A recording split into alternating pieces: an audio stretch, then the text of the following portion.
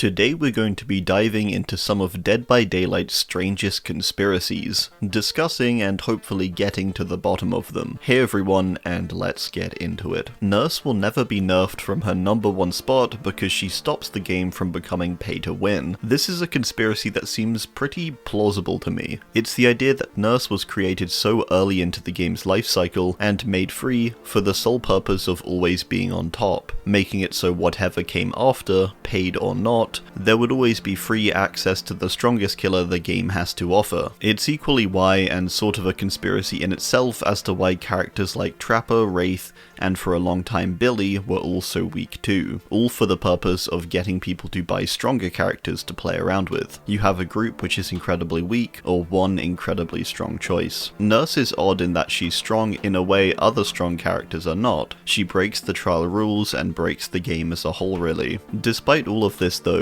she has never been nerfed substantially, or to the point of losing her top spot in the tier list, and this may just be because she needs to be there to justify the game not being called pay to win. A pretty convincing conspiracy in my opinion, that does explain the game's constant fixed top spot for its killers. Blank was supposed to be insert license name. This is an all-encompassing theory for every conspiracy surrounding a license being lost or delayed, and so resulting in a different character appearing in-game. Whether this is Knight supposedly meant to be a For Honor license, Skull Merchant supposedly being a Predator license originally, or Artist supposedly meant to be a Candyman license originally. Each of these have their own lists of supposed evidence, some of which in fairness is weirdly convincing. These conspiracies are rampant within the community, and often take quite large leaps in logic or connection to make them sound truer than they are. In most of these cases it's simply coincidental connections, and in others probably just a case of the devs being inspired by another license. It's not like this is a new thing. Characters as old as Billy are known to be directly inspired by characters like Bubba, who are licensed. If Billy were to be released today and Bubba was not in the game, people may believe that he was a failed Texas Chainsaw license. Ultimately though, it's probably just a case of either overlaps in the content being made, or cases where inspiration is being drawn.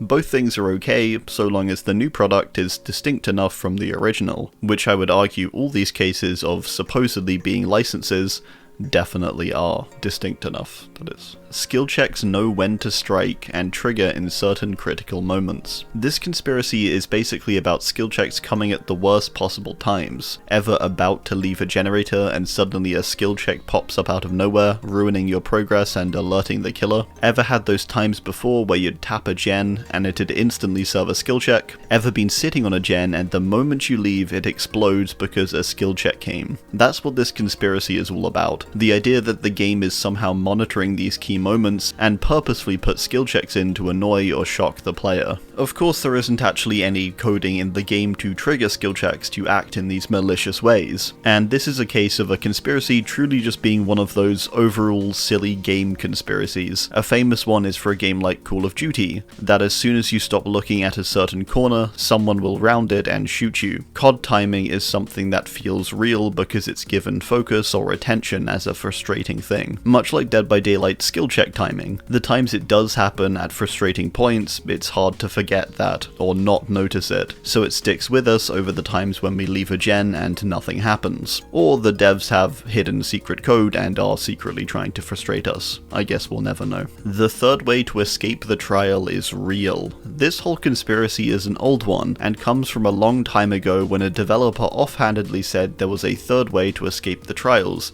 aside the exit gates and the hatch, or supposedly so, because apparently it's possible I'm actually the source of this conspiracy. Any of the posts that talk about it, any of the tweets, basically every single topic that talks about the third way to escape comes from the same place.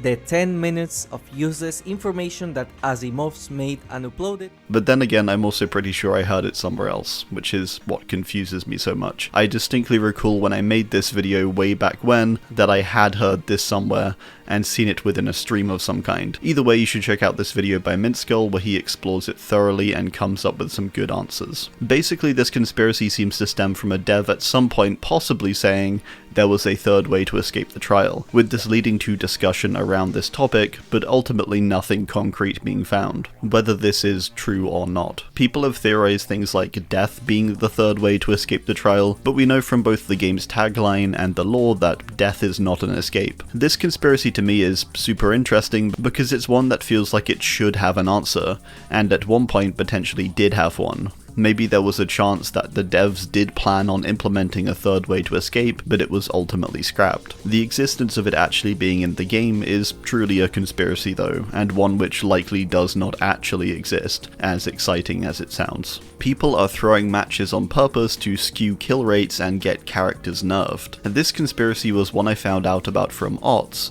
with him tweeting such a little while ago now. With the appearance of certain stats, this may seem like a plausible conspiracy. Some characters seem to have absurdly high kill rates, and they're also some of the most hated in the game. We know from past occasions too that a big factor in nerfing or altering a character for the devs is by looking at statistics and kill rates for things. It's why certain add-ons that may seem overall harmless can appear much more significant against others because they get used considerably more if a killer has an otherwise average add-on range. This conspiracy does seem true too, just probably not in the sense of it being coordinated or intentional. Lots of people still will just take chances on Hook against characters like Skull Merchant because they simply do not want to face her. They probably aren't trying to do this to try and get her nerfed or skew the kill rates, but instead because they just want to get out of the match. I do imagine that some people know it affects kill rates, but it probably isn't quite as coordinated to the extent of it actually substantially or significantly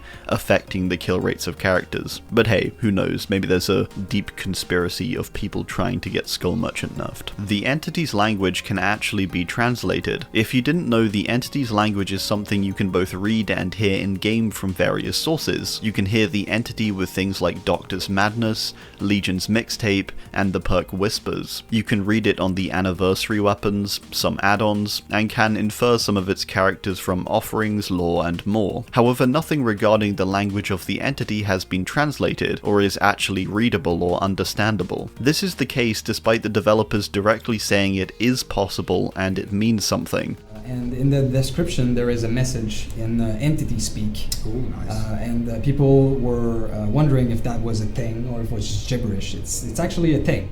It's been nearly 7 years, I think, since these things were added, and people have definitely tried to decode these things and understand them, but to no success. At least nothing concrete. It begs the question of if the devs are telling the truth about this, or it's just a fun red herring to get people to explore it and infer meaning from certain things, without there being a core meaning there. To me it seems that way, that the text is actually just meaningless, or it doesn't have a set way to read it, as surely someone would have found out something by now in regards to what it says. To me this would align with what the entity is and how it acts also. It's meant to be an otherworldly entity beyond our understanding, so it makes sense that its language isn't something we can ever understand or read. Maybe whichever dev wrote the text and recorded the sounds did have some sense of what the text says, but the possibility or clues to actually decode that text I think are incredibly minimal or practically non-existent. Even if it did have a meaning at some point, we are probably never going to know. Five Nights at Freddy's is being teased constantly despite it not coming to the game. This is a conspiracy that has likely arisen from the many people claiming with each new trailer of content that something within that content is referencing Five Nights at Freddy's. The first true time I remember this happening is for the release of Hellraiser, where a large focus of the trailer was a static TV. Despite this being a clear reference to a Hellraiser scene, people still believe that it was referencing Five Nights at Freddy's, and the devs were intentionally doing so because they are aware of the license's popularity, and people's desire for it in Dead by Daylight, with people seeming to see different Five Nights at Freddy's references in different content trailers or teasers over on Twitter, things such as a newspaper article that was going around at the time, which now we know as something to be referencing the upcoming disappearance of Maurice and entrance of Dredge into the game. This article supposedly being related to Five Nights at Freddy's and a similar Help Wanted article. There's a good video by someone named Leak who displays all the times Five Nights at Freddy's has been supposedly hinted at by the devs. Whether the devs are aware of this hype is definitely true. They have to be aware of people's desire to see it in-game. However, if this is leading them to subsequently and purposefully lead people on is a different matter, and probably not the case. The game has enough hype going for it already, and is able to secure huge licenses as is. It seems very unlikely the devs would need to resort to bait of this kind to get more hype going or lead their fans on. Had a challenge or had a tome are things people say to diminish harsh playstyles. This was an interesting one I found that seems to actually hold a bit of weight. The idea that when you play in a particularly harsh match or mean way,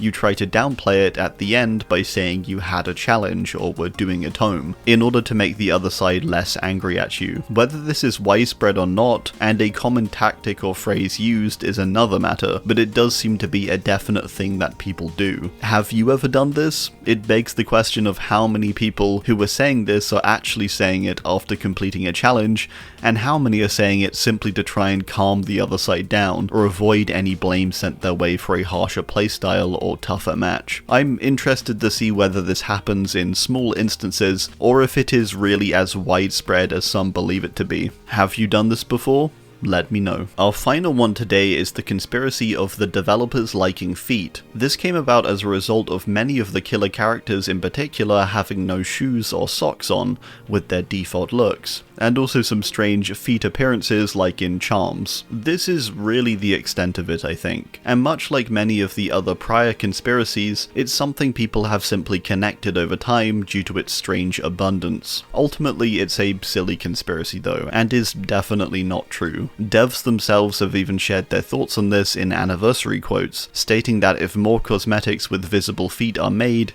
it's because of us and not them, which I think is actually likely fairly true, whether a joke or not, based on just how many times I've been asked to rank feet.